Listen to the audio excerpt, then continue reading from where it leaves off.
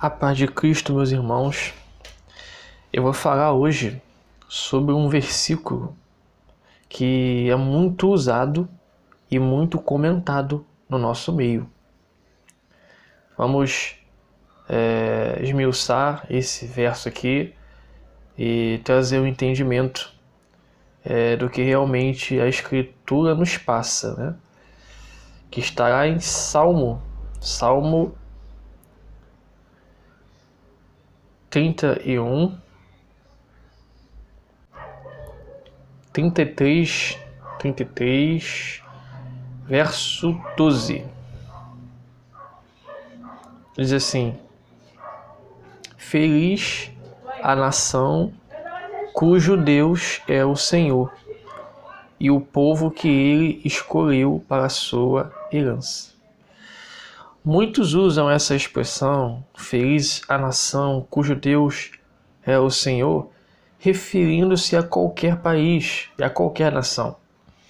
A gente usa isso dentro de um contexto, quando falamos de política, quando falamos de religião, quando falamos de partidos, de presidência. Quando, por exemplo, um presidente é eleito, esse presidente ele começa a estabelecer leis favoráveis à família ou à igreja, nós usamos essas expressões. Dizemos que essa nação, no qual tem um presidente que é voltado para princípios cristãos, a gente usa esse verso para dizer que essa nação é feliz, porque Deus é o Senhor dessa nação. Sendo que quando foi escrito esse verso aqui, se você olhar todo o contexto, não tem nada a ver com esse entendimento, com essa explicação.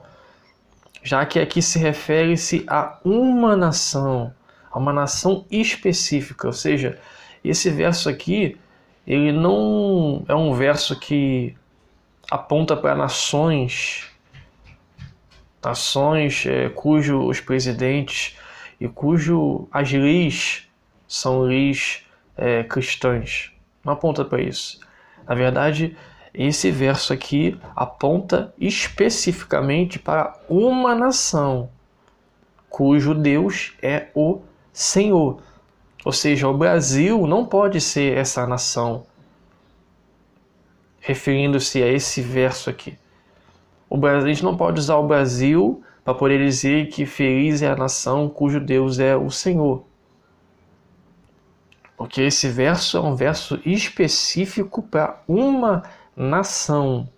Para uma nação. Se você olhar para o contexto dessa época aqui, quando foi escrito esses salmos, só existia uma nação cujo Deus é o Senhor. As demais nações eram nações pagãs, eram outros povos.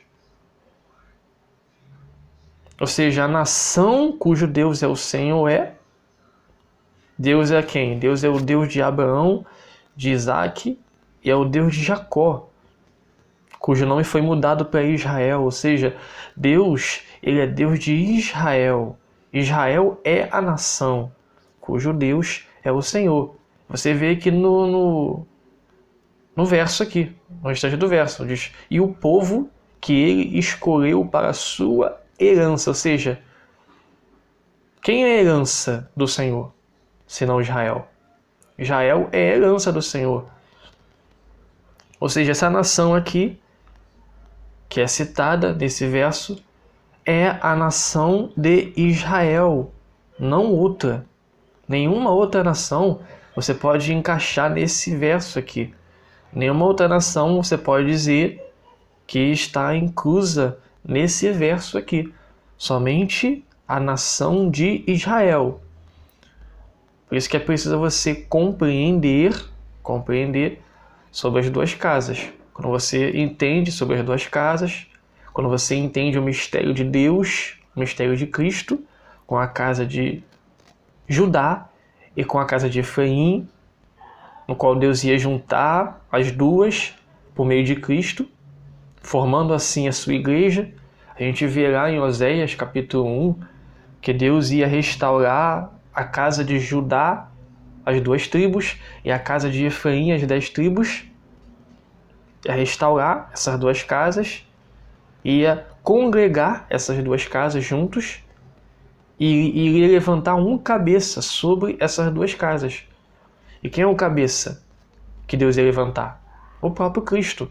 Jesus é o cabeça da igreja, que é o seu corpo.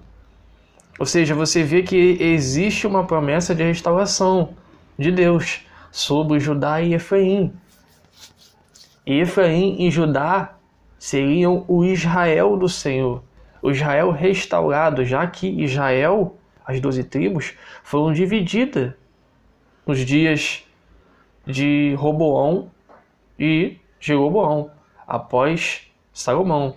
Foi dividida as 12 tribos, ou seja, a Israel do Senhor foi dividida, e Deus tinha uma promessa de restauração após Cristo. E feliz a nação cujo Deus é o Senhor. Ou seja, hoje todo o Israel do Senhor está espalhado entre as nações. O Israel do Senhor hoje, que é a sua igreja, formada por casa de Judá e casa de Efraim, que são judeus e gentios. Eu tenho vídeos no canal explicando detalhes sobre esse assunto, que os gentios, eles vieram por meio de Efraim, porque Deus tinha uma promessa para Efraim dizendo que a descendência de Efraim seria multidão de nações, apontando assim para os gentios. Deus quis dizer que os gentios futuramente seria a descendência de Efraim, ou seja, os gentios seriam gerados através de Efraim, porque Deus pega a casa de Efraim, as 10 tribos, e joga Efraim entre as nações. Os filhos de Efraim, os filhos de Israel, as 10 tribos, se perderam nas nações. E através dessa perdição das 10 tribos é que os gentios foram alcançados. Isso por meio de Cristo. Então Deus tinha esse propósito em mente. E hoje nós temos o Israel do Senhor, formado por judeus e gentios, que estão espalhados sobre toda a terra. E esse povo, essa nação, que é a nação de Israel, no qual Pedro diz que é a nação santa, que é o povo de propriedade exclusiva de Deus, que é o sacerdócio real, a nação santa. Que é a nação santa? A nação santa é Israel. Se você falar em Êxodo, capítulo 19, Deus fala com as 12 tribos, dizendo que eles seriam nação santa, que eles seriam sacerdócio real, que eles seriam propriedade exclusiva de Deus. E Pedro novamente cita isso lá no Novo Testamento, confirmando essa promessa, dizendo que nós gentios somos nação santa junto com os judeus. Nós gentios somos povo de propriedade exclusiva, sacerdócio real. Ou seja, a nação cujo Deus é o Senhor é a nação de Israel. E aqueles que creem em Jesus Cristo são descendentes de Abraão. E quem é descendente de Abraão também é filho de Jacó, ou seja, é filho de Israel. Feliz é a nação cujo Deus é o Senhor, ou seja, a igreja que corresponde ao Israel do Senhor, essa é a nação cujo Deus é o Senhor. Porque a igreja, irmãos, o povo de Deus, representa uma nação na terra. E essa nação tem por Deus como Senhor. Ele diz, e o povo que ele escolheu para a sua herança. A herança do Senhor é quem? É a descendência de Abraão. Então isso aqui não se refere-se ao Brasil. Esse versículo não se refere-se à Argentina, aos Estados Unidos. Não se refere-se nem propriamente ao Israel literal. Se você for em Israel hoje, tem muitos religiosos em Israel. Tem muitos religiosos. Tem muitos que cumprem certas leis, mas não conhecem a Deus, não conhecem o Senhor, não conheceu o amor de Deus que se manifestou no seu Filho. Mas essa nação é formada por judeus que creem em Jesus e por gentios que creem em Jesus, que formam todo o Israel de Deus, a descendência de Abraão. Esses sim, estão debaixo do senhorio de Deus. Esse sim é a herança de Deus, o povo de Deus. Esses são bem-aventurados. Feliz a nação cujo Deus é o Senhor. Por isso que Cristo fala, bem-aventurados os que choram, bem-aventurados os que têm sede de justiça, bem-aventurados os puros de coração, bem-aventurados os mansos, bem-aventurados os pobres de espírito, bem-aventurados os misericordiosos, enfim. Essa nação cujo Deus é o Senhor é feliz, é bem-aventurada em Deus. Então, irmãos, isso não se refere-se ao nosso país e nenhum outro país. Isso refere-se à igreja, ao povo de Deus, que nós temos uma promessa de sermos bem-aventurados. Nós temos a promessa de herdarmos a herança de Deus. Nós temos a promessa de reinarmos e governarmos com Cristo. Amém? Então deixo aqui esses comentários, né? Já que estamos chegando num tempo de eleição, e nesse tempo fala-se muito sobre isso, já que há uma expectativa muito grande de termos um presidente favorável a nós, de termos um presidente que vai nos representar, e tudo isso, né? Coisa até que é bom e importante para a nação brasileira, porém o nosso foco, né, a nossa expectativa não está nisso. A nossa expectativa maior não está em um Brasil melhor. Nossa expectativa não está em um Brasil cristão. Nossa expectativa está na manifestação do Filho de Deus.